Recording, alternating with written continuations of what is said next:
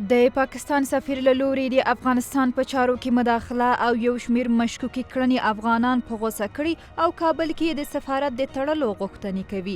د پاکستان سفیر منصور احمد خان د افغان دولت او وسلوالو طالبانو د سختو جګړو پر مهال ویلي حکومت باید د ولسي پاڅونونو ملاتړ ونه کړي او فعالیت ته دې پرې نږدي.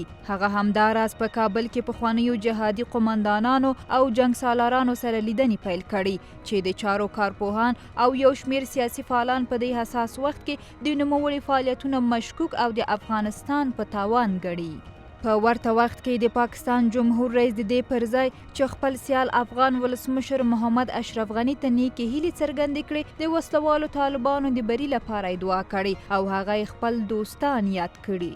پښتون سیاستوال او د عوامي نېشنل ګوند ایالتي مشر ایمل ولی خان د پاکستان د جمهور رئیس د څرګندونې له شرمه ډکې ګڼي او وایي افغانستان کې د ترهګرو او ترهګرۍ څخه ملاتړ د اسلام آباد رسمي پالیسي ده. هغه زیاتوي د ترهګرو په افغانستان د واکمنۍ خوب بیا هیڅکله رښتیا نشي. د پښتون په خاوره، د افغانستان په خاوره، د افغانانو په خاوره یو وارې بیا د امریکې د انخلا نه پس هغه ټول قوتونه د کومو قوتونو د وجې چې د پښتون په خاوره دا 50 کالونه اور بل دی هغه یو وارې بیا راوچت شوي دي په دې تمه چې د پښتنو په خاوره به مشري کوو. هغه یو وارې بیا په دې تمه راوچت شوي دي چې موږ به د ټوپک په زور د پښتنو مشري کوو. هغه یو وارې بیا د پښتنو وینو ته تږي شوي دي.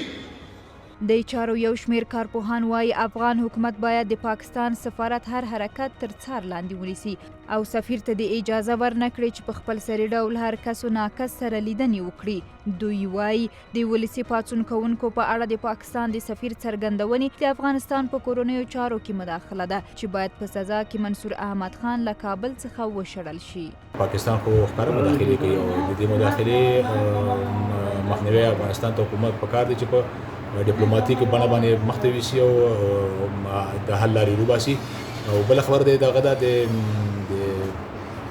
د چارواکو لیدل دي نه دا نه دي پکار په دې باندې باید بالکل پابندي ولګول شي. د افغانستان چارواکي یا زورواکي بالکل دی نو ډیپلوماټ سره ملاقاتونه یا لیدل دا بالکل دی کورون د ورتګ دا باید بند شي. حکومت په دې باندې جدي اکشن واخلي.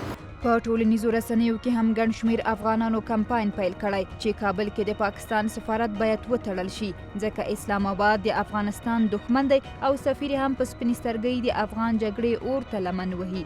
دوی وایي د پاکستان بنسټ پر ترهګرۍ ولاړ دی او افغان حکومت باید د ترهګرو تولیدونکي او تمویلونکي هیواد سفارت ته د فعالیت اجازه ورنکړي. دی ویلو دا چې یوازې پرون افغان ځواکونو سره په جګړه کې له 40 زیات پاکستانیان وژل شوي دي.